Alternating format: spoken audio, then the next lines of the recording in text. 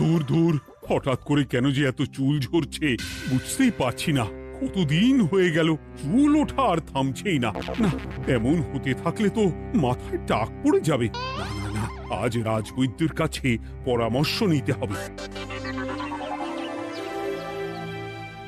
কি ব্যাপার মহারাজ, আজ আপনাকে এমন চিন্তিত দেখাচ্ছে কেন? জীবনে বড় দুঃখ গোপাল, মন মেজাজ একদম ভালো নেই। সে কি, কি হয়েছে মহারাজ? গোপাল থাকতে দুঃখ কিসের? আর বলো না, মাথার চুলগুলো আজকাল ঝড়ে পড়া পাতার মতো পটপট করে ঝরে যাচ্ছে।